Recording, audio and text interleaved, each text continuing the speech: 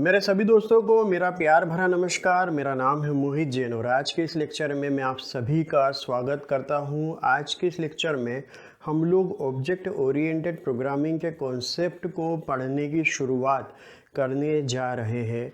आखिर क्या होता है ऑब्जेक्ट ओरिएंटेड प्रोग्रामिंग का ये कॉन्सेप्ट और क्यों ये इतना महत्वपूर्ण हो जाता है हमारे आने वाले प्रोग्रामिंग के जीवन में। आप देखेंगे कि C++ ने किस तरह से ऑब्जेक्ट ओरिएंटेड प्रोग्रामिंग के अलग अलग कॉन्सेप्ट्स को सपोर्ट किया है और क्यों इतने इम्पोर्टेंट है ये, इस चीज़ को हम समझेंगे। फिर यही चीज़ आपके काम आएगी जब आप आगे जाकर और दूसरी मॉडर्न लैंग्वेजेस पढ़ेंगे जैसे जावा, पाइथन।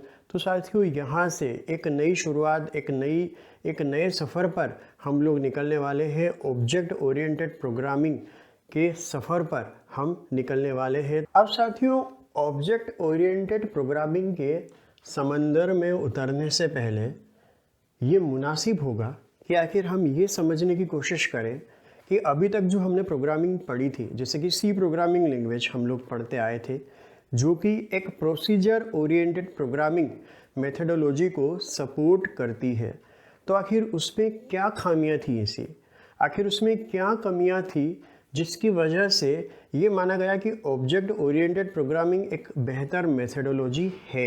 यकीनन प्रोसीजर ओरिएंटेड प्रोग्रामिंग के अंदर कुछ खूबियाँ भी है पर कुछ खामियाँ भी है। उन खामियों को ओवरकम करता है ये ऑब्जेक्ट ओरिएंटेड प्रोग्रामिंग मेथडोलॉजी। तो चलिए ऑब्जेक्ट ओरिएंटेड प्रोग्रामिंग पर आगे बढ़ने से पहले हम एक नज़र डाल लेते हैं प्रोसीजर ओरिएंटेड प्रोग्रामिंग के ऊपर कि आखिर क्या होता है प्रोसीजर ओरिएंटेड प्रोग्रामिंग का असली मतलब और इसकी क्या कमियां हैं, और यकीनन इसमें कुछ खूबियां भी है, उन खूबियों पर भी हम नज़र डालेंगे। अब साथियों, प्रोसीजर ओरिएंटेड प्रोग्रामिंग को समझने से पहले ज़रा हम नज़र डालते हैं इन तीन शब्दों पर। इन पर हम जोर देंगे, प्रोसीजर ओरिएंटेड प्रोग्रामिंग, यानी कि ऐसी प्रोग्रामिंग जो प्रोसीजर के इर्द गिर्द की जाती है। अब यहाँ पर हमारे जहन में सवाल उठता है कि आखिर ये प्रोसीजर क्या है। हमने तो प्रोसीजर तो कभी पढ़ा नहीं, C प्रोग्रामिंग हम पढ़ते रहे, प्रोसीजर की बात तो कभी उठी ही नहीं। तो दोस्तों, प्रोसीजर का यहाँ पर मतलब है फंक्शन।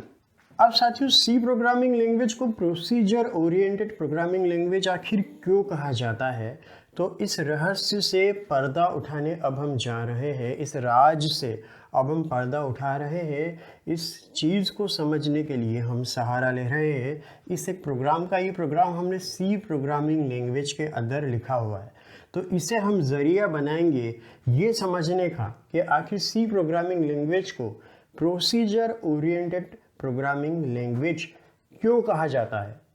अब साथियों, C प्रोग्रामिंग लैंग्वेज जब हम पढ़ रहे थे तो हमने फंक्शंस की बात की थी और वहाँ हमने ये भी बात की थी कि दो तरह के फंक्शंस यहाँ पर होते हैं। एक होते हैं इनबिल्ट फंक्शन जो कि पहले से ही हमें C प्रोग्रामिंग लैंग्वेज की तरफ से बने बनाए मिलते हैं, और एक होते हैं प्रोग्रामर डिफाइंड फंक्शन जो प्रोग्रामर अपनी सहूलियत के हिसाब से, अपनी ज़रूरतों के हिसाब से जिन फंक्शनों को प्रोग्रामर बनाता है। तो यहाँ अगर आप इस प्रोग्राम पर नज़र डालेंगे साथियों, तो इसमें आप देखेंगे कि ये प्रोग्राम फंक्शनों से भरा हुआ है। आप देखेंगे इसमें फंक्शनों की भरमार है, एक बारात सी आई हुई है यहाँ पर फंक्शनों की।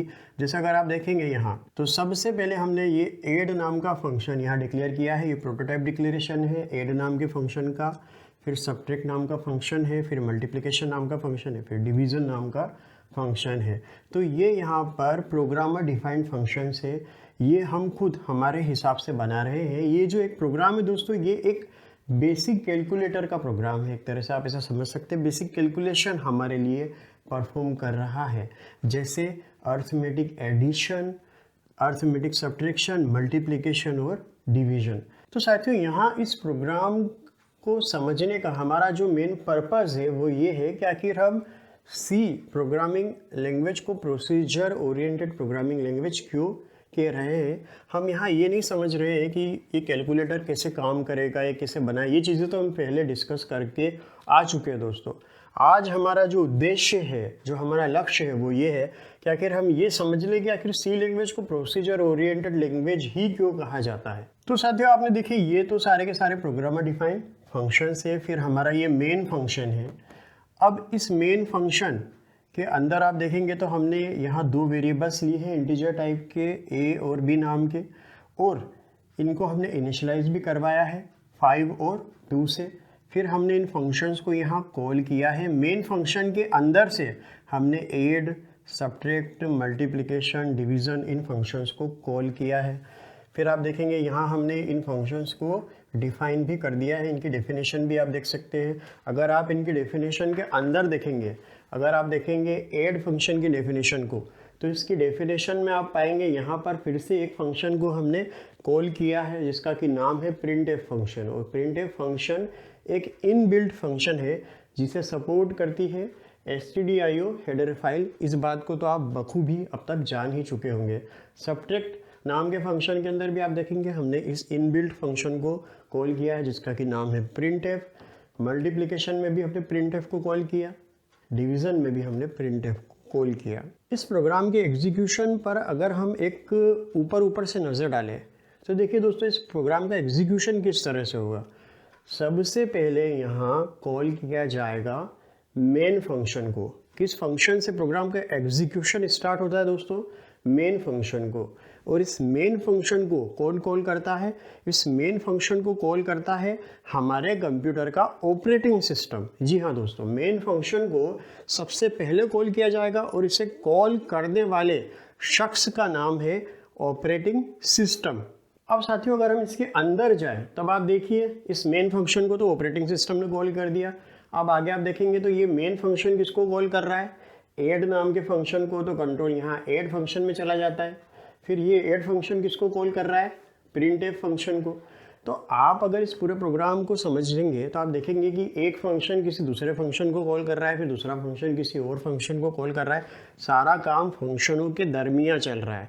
एक फंक्शन किसी और फंक्शन को कॉल करता है, फिर हो सकता है वो फंक्शन किसी और फंक्शन को कॉल करे, और ये भी हो सकता है कि फिर वो फंक्शन किसी और फंक्शन को कॉल करे। सारा काम यहाँ पर फंक्शनों के दरमियान चल रहा है। फंक्शन यानी प्रोसीजर।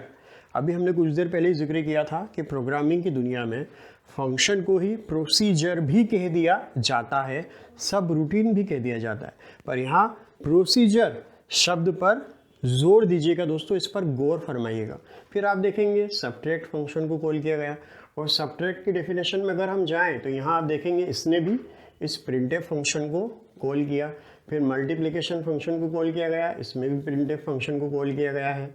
फिर यहाँ डिवीज़न फंक्शन को कॉल किया गया और यहाँ डिवीज़न ने भी प्रिंटफ को, यानी कि फंक्शन को कॉल किए जा रहे हैं, यानी कि प्रोसीजर को कॉल किए जा रहा है। सारी कहानी प्रोसीजर के दरमियान हो रही है, यहाँ रची जा रही है। ऐसा हम कह सकते हैं कि पूरी की पूरी इस प्रोग्राम की कहानी या किसी भी सी लैंग्वेज में लिखे गए प्रोग्राम की जो कहानी होती है वो प्रोसीजर्स के दरमियान ही रची जाती है, प्रोसीजर्स के इर्द गिर्द ही होती है, प्रोसीजर्स के बीच में ही यहाँ खेल खेला जा रहा है। इसीलिए साथियों सी प्रोग्रामिंग लैंग्वेज को कहा जाता है प्रोसीजर ओरिएंटेड प्रोग्रामिंग लैंग्वेज। तो साथियों अब आपके जहन में ये बात एक साफ आईने की तरह बिल्कुल क्लियर हो गई होगी कि सी लैंग्वेज को प्रोसीजर ओरिएंटेड प्रोग्रामिंग लैंग्वेज क्यों कहा जाता है। तो ठीक है दोस्तों, इस लेक्चर को अब हम यहीं पर एंड करते हैं। मिलते हैं नेक्स्ट लेक्चर में। आप सभी का बहुत बहुत धन्यवाद।